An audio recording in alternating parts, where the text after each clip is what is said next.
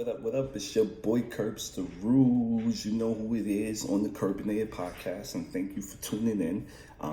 Shout out to my audience, shout out to people who watch me. I appreciate it very much. Thank you, thank you. Anyway, today I'm gonna talk about relationships. One, I am married. I know, I'm not a bachelor. I understand. I'm sorry.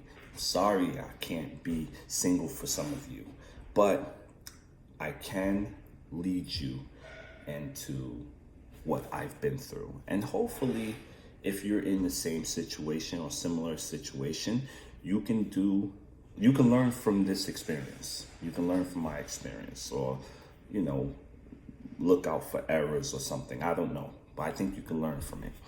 Okay, so I met my wife in 2017. She was visiting USA at the time, and it was an application called Scout. Before I wanted to throw in, I normally jump on these platforms, Scout, Pick a Bagel, Tinder, when I'm bored. I can talk to women outside of the internet and online as well. I don't need to be online to talk. I'm just letting you guys know I don't have a problem in both areas. I'm very intellectual. I'm social.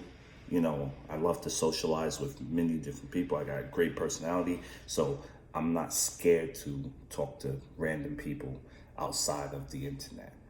But when I'm bored, sometimes I find myself online, social media or stuff like that.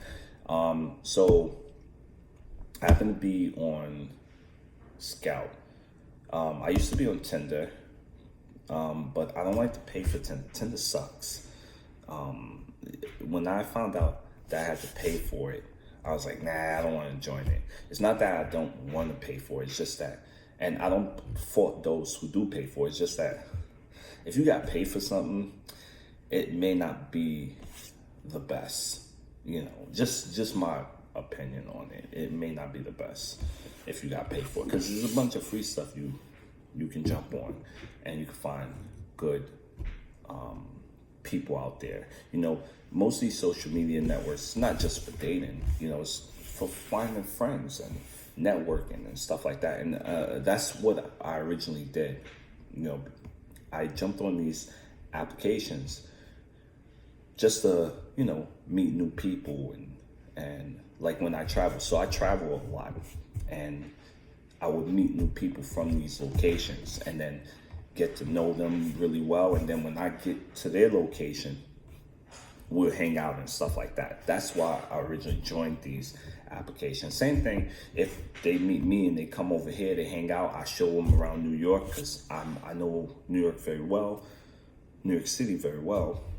So I would show them around, we'll have an amazing time. So they'll go back to whatever country they're from, and they'll tell their story or what have you to their friends and families, and be like, oh, this guy named Kurt, he's really dope. He showed me around. We didn't have to do much. He knew everywhere where to go, things like that. And that's what originally why I jumped on these applications. So I do recommend, and I have to say this, if you do use an application like Tinder, Scout, or whatever, any social media application, any type, where you're paying for it or not, please be very careful. If you're talking to someone, whether it's friendship or you're in a relationship, boyfriend, girlfriend, if you have not, and I'm gonna repeat this clearly so you understand, if you have not video this person and you've been having a conversation with this person for almost more than a month, and you have not been able to video this person yet, I'm talking about a live video of this person, you should stop with that conversation with that person. you should stop. Now, I won't say stop completely, because some people, they can become pen pals. Having a pen pal is amazing. Someone you can tell stuff that you would never necessarily not share with your friends or family. They don't know you that well. So, you can share your deepest secrets with them that you probably would never share with your friends and family. So that's cool. And this is for people you're never going to meet. That's cool to have a pen pal like that. But I'm talking about, if this is someone you're in hopes to meet, hang out, have fun, maybe build a relationship with, get intimate with, something like that, I do recommend you have the video to see this person and like live.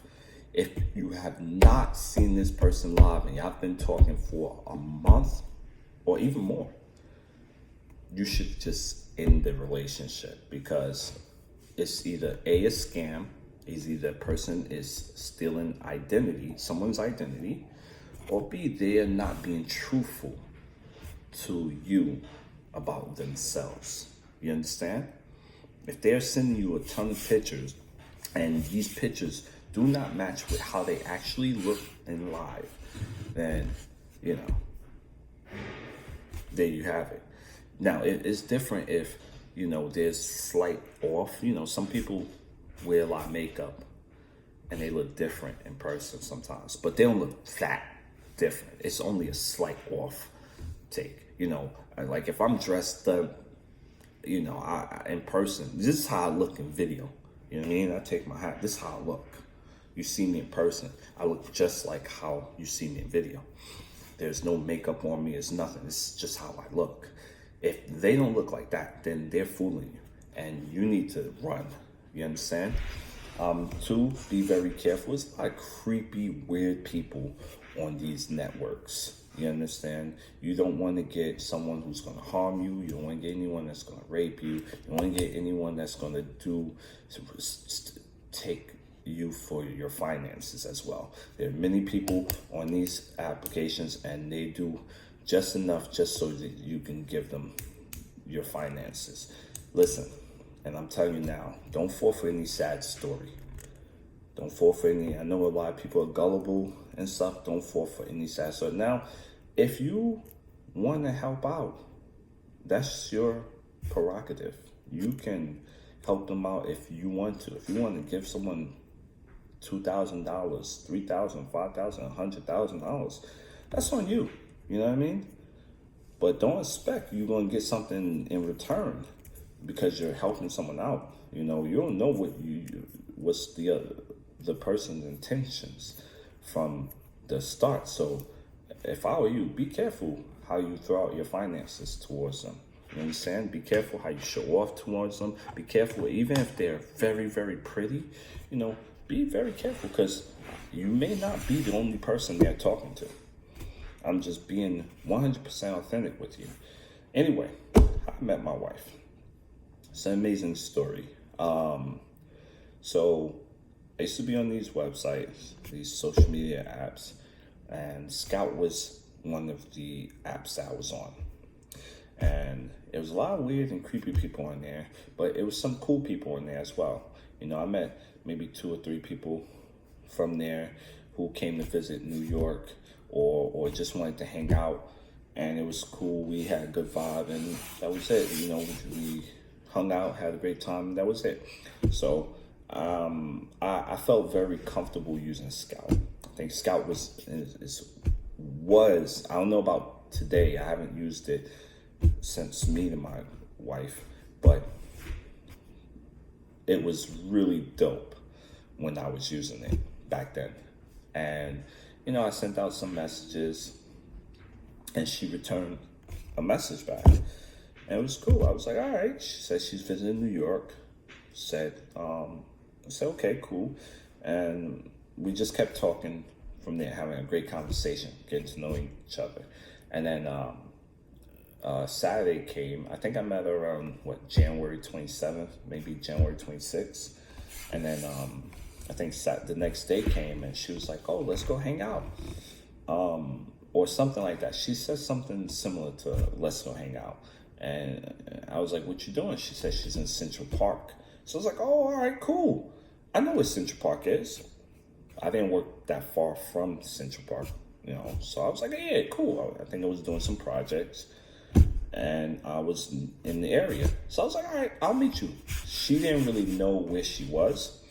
So I told her to take a photo of where she is and I will find her. And she did just that.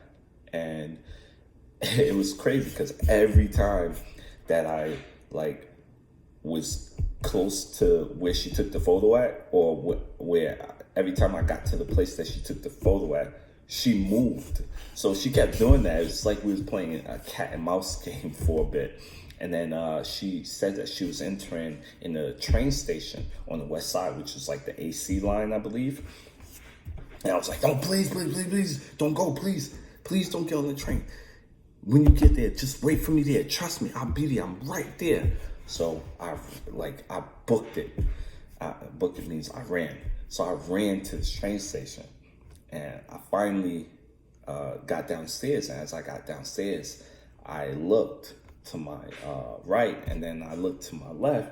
I saw her and her friends, and I was like, whoa. I was shocked. I froze. My heart was pounding from the run-in, but it was also pounding that, wow, she looked exactly like her photos that she had sent me. So I was like, oh, wow. And she's so beautiful. She's like so pretty. They were visiting from South Korea. My wife is South Korean, and they were visiting from South Korea. And she was so nice. Came over there, gave me a hug. Spoke to me, and it was cool. Now, she was with 3 or 4 of her friends. I think it was 3 or 4 of her friends she was with. They also was visiting from her. They all were like students from some university in South Korea. So they came here, and they were, it was a big thing to them, coming to New York. They talked about it, and then they just like, oh yeah, I can't wait. I can't wait to do it. So what I really liked about me and my wife was she spoke English very well. I was like, oh wow, my English is really dope. I was like, all right, cool, we can definitely talk. So she was with her friends, and they were going to the Wicked Theater. They wanted to see the Broadway play Wicked. One of her friends, she visited New York before, so she was basically doing all the same stuff that she had did when she had visited here. She wanted to show her classmates, her peers, her friends, the same thing. So they wanted to go to Wicked to get like some free tickets. I think if you get there a little early, you get a chance to get free tickets, and that's what had happened. So we went to the Wicked Theater. Being that I'm from New York, I was like, I know how to get there a little quicker. So we ended up getting there, and I ended up showing them the place. And we kind of chilled there for a while until I guess they got their tickets or what have you. I don't know. So while we were sitting there, her and my wife was talking. And we was just chatting it up. I spoke to all of them as well. But her and I was just talking like crazy. And then after, I think somebody came out, and I don't know what happened. I wasn't really paying attention at that time. But they were ready to go to the Guggenheim Museum. Now, the Guggenheim Museum on Saturdays, I believe it's on Saturdays, or on the weekends, from a certain time, maybe from 4 to 7 or 4 to 8, it's free. Admissions, or if you're a student, it's like a discounted price. So one of her friends, they're in they want to be architecture, and they went to see this artist who's an architect, and they wanted to see their exhibit within the Guggenheim Museum. So I was like, oh, I know I get there, man. I know I get there quick. So it was like around that afternoon, evening time. I think the Guggenheim Museum closes around 7 p.m. or maybe 8 p.m., I think. So I was like, all right, I'll take you there. So around this time, on the east side, they just built 3 new train stations leading up to 86th Street for the Q line. And, people were like going crazy about these new train stations. So I was like, oh yeah, and you get to see the new trains and everything like that. So I took them down to 49th Street. That's where the Q line and the N line and those trains run. So we ended up waiting there, but we were waiting there for a while. Like, I think we were waiting there for almost 30 minutes, if I'm not mistaken, 30 to 40 minutes. And it's only because I assume that the trains are running local on the weekend. Normally on the weekends the trains run local, but I started to see like the W, and I started to see like the Q's and the N's. They're going express. I'm like, what's going on here? I'm like, damn, what's happening? Why is it going express? And I'm not realizing that they just opened up the new train stations on the east side. So I'm not real. That's the reason why it was going express. They changed the services of all the trains that time. So I was like, oh, it's going to. Yeah, I felt so dumb. And then not only that, I told these people that I can guide them through New York. I'm freaking messing up as a guider. But it was my fault, because I had forgot that they just opened these new stations and they changed the service. So that's the reason. So then I finally get them to 86th Street, and then we're walking. Her and I, my wife and I, we're walking, and we just talking and laughing and smiling at each other. And then I just, I like to fish sometimes, so I grabbed her hand, and she didn't really do anything. She didn't pull away. She didn't do anything. So we were basically walking hand in hand to the Guggenheim Museum. And I'm pretty sure her friends was like, oh, what's going on here? Like that and stuff. So, it was cool. We happened to be waiting. We get to the Guggenheim Museum waiting on this long line to get in. And we finally get in. The museum is about to close, maybe like 45 minutes to closing. So we go all the way to the top. It's this long line to see the golden toilet. I'm talking about, it's like an 18 or 24 karat gold toilet in the Guggenheim Museum. And there's a long line for it because basically people want to experience it. So we're waiting. They just said, like, on this loudspeaker, about it's like 20 minutes left before we close. So we like, forget this line. So we get off the line and we walk up to the bathroom, to the restroom. And we walk up to the restroom, and when the door opens, someone is leaving and then someone's about to go in. But as soon as that happened, we end up taking a really quick photo of the toilet before they could shut the door.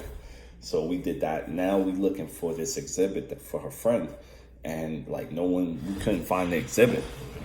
So we get to the first floor, and while we're on the first floor, there's like a back stairway on the first floor, and it leads down the steps. So I happen to go down the steps, and I find the exhibit that she was talking about. So I motioned for her friends to come down, and everybody came down. Her friend was so excited because at first when we was waiting for the train, her friend kind of got a little upset, that we may miss to see the exhibit.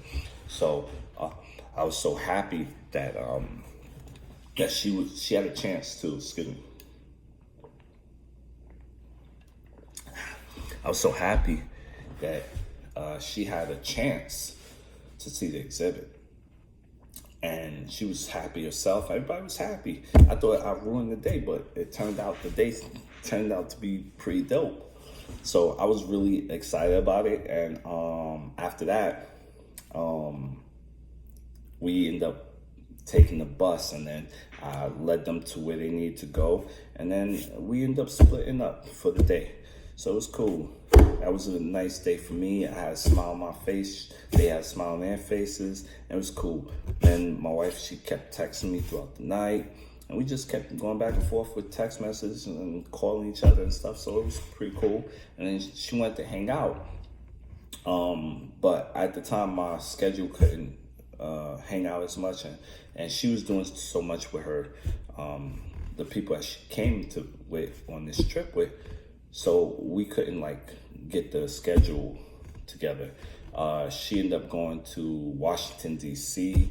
and, seeing the White House and everything down there. And then when she was in New York, they ended up going to Coney Island. I gave her some guides on points where they can go and see some stuff, Rockefeller Center, Central Park, all these different places. I gave them pointers to go check out. She had came back from DC and she was like, "Hey, I didn't have too much of a great time with her friends and stuff." So, or if she did, I'm sorry. She didn't have a great time in DC. That's what she said. So I was like, "Oh, what happened?" Because I guess it was raining down there, so they didn't have a great time. So she ended up hitting me up. She's like, "Yo, let's go out. Let's go do something." So I was like, "All right, cool." She was having dinner with her relative, and I was like, "All right, let's meet up after." So we ended up meeting up after, and everybody knows that East Village is, people who know me, that's my stomping ground. That's where I hang out at. That's my spot. That's why I do have a great time, even the West Village too, but mostly the East Village.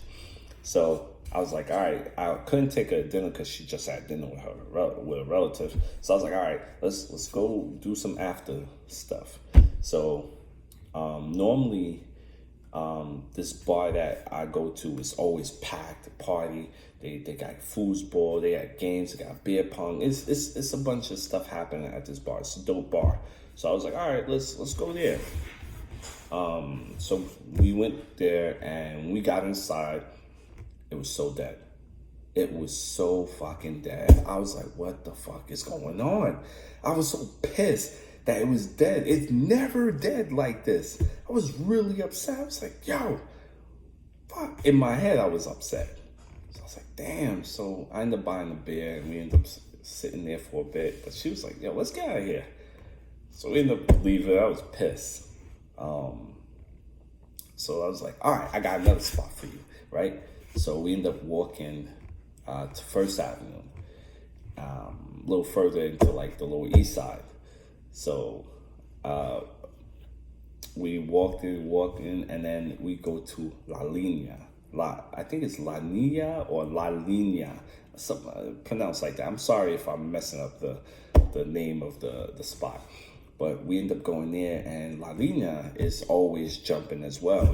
It's always, dancing, salsa, Spanish dancing, Spanish music, or whatever. It's hip hop as well. So, and it's a really dope spot. Plus, I love the bartender that makes the drinks at the time. So we were pretty cool. So we end up going there, and then I don't know what happened. Yo, I swear I don't know what happened. It was so dead. I was like, what the fuck is going on? Yo, my whole day was, I was like scared that I was messing up her night. And cause it was boring. I was like, damn, man, I don't know what happened. I swear, I don't know what happened. And then it just came to realization that it was winter break or spring break for the NYU, Pace University, so St. John's University, the students, all of them were on a winter or spring break. So that's why no one was at these places, because normally it's always packed. But now I realize why people weren't there. So I was like, oh, okay, that's why. So I like to give a big shout out to my homegirl, Nadia. she put me onto this spot called Pianos. Pianos is like not too far from La Lina. It's on the other side of Houston, closer to more Delancey side or Essex. If you ever go by Essex, it's closer over there. So I just realized that that's another spot that we can go to. So we end up walking. I end up showing her the Cat's Delicacy spot, you know, the legendary sandwich spot everybody know of that was in Cheers and Friends and those sitcoms. So I ended up showing her that. She ended up taking a photo there. And then we ended up going to Pianos, which is like directly down the street on the next street from Cat's Delicacy. So we ended up going, and yes, Pianos was jumping. Now, Pianos is a dope spot. So upstairs, you know, they have hip hop and whatever upstairs. And when you go in on the first floor, it's like a close-in rock band concert they always have. They always have a rock band thing over there. And then they just have their regular spot, hang out, you know, drinks and everything. So the Pianos is a dope spot. And I'm so happy my friend Nadia put me onto that. Because when we got up in there, it was jumping. People were dancing, people were having a great time there. She was enjoying herself, and my night actually went pretty well after all those mess ups with the other two locations. So I was actually happy that this night was going very well after we went to Pianos. It went so well that, you know, I had a really good night that entire night with her. After that, she had hit me up again. We're gonna hang out again because she has such a great time, and she was like, "Oh, let's go hang out again." So, it was around my birthday. Was around this time, you know. It was coming up. It was like 4 days later. She was leaving. The sad thing is she was leaving to go back to her hometown in South Korea. So I was like, "Yo, I gotta make a excellent mark on this date." So, you know, she's into music. She also had gone to a music school. So I was like, all right, let me try to take her to a jazz spot, you know, go see a jazz player or whatever. Let's go see some jazz band or something like that. I wanted to see something jazzy. I love jazz. So you know, she was very interested in jazz music. So I was like, all right, let's go check it out. So we ended up going to, well, at least I thought, this is another mess up that I did, but I'm glad it was a mess up. It was a good mess up. So I said, I'm gonna take a Blue Note. So I ended up picking up in Long Island City. I didn't know it was Long Island City at the time, but I ended up picking up from Long Island City. And then we ended up going to at least Blue Note. At least I thought that it was Blue Note, but Blue Note Jazz Club. So we get to West 4th, and you know how Blue Note is like right next to 7-Eleven? I ended up bypassing Blue Note. I don't know if we were talking and I kind of like didn't recognize it when I bypassed it. But we ended up going to a bar on the corner of that location. And this bar is called The Groove. So the whoever was playing, the band that was playing that night, oh my gosh, they touchdown, baby. That's basically what it was, because they were so good that we had an amazing time that night. She had an amazing time that night. The Groove, the band was so awesome. It was more like a funky jazz band, I think. They were playing all types of funkiness. It was pretty dope. And then they were playing a lot of nice jams, R&B jams. It was pretty good. And then we ended up having like a chocolate martini, which was really good. So I definitely recommend The Groove. She had a great time. Ended up taking photos with the band members. So that was pretty dope, and she loved it. She had a great time there. And then after, and for those of you the Groove is on the west side of the village. It's in West Village, so it's not too far from West 4th or West 3rd. It's not too far from West 3rd, and it's on McDougal Street, I believe, like 1 block away from Washington Square Park. So we end up going to Artichoke Pizza after. Artichoke Pizza is one of the best pizzas in New York. She haven't had a really great pizza in New York. So I was like, let's go get Artichoke Pizza. So I ended up taking an Artichoke, and she had this Greek pizza, and she was like, wow, it was amazing. So she enjoyed it. It was amazing. The whole night went well for me. The whole night. I'm talking about the entire night. We talked, we laughed, we kissed. It was just amazing. And she didn't want to leave. You know, she was very sad that she was leaving. And I was sad that she was leaving because, you know, I just met her and she was so cool. And like I said, I had an amazing night. Shout out to Sheena. She was an amazing person too. Sheena is you know, I was going through some things around the time, and she did something for me. So shout out to Sheena.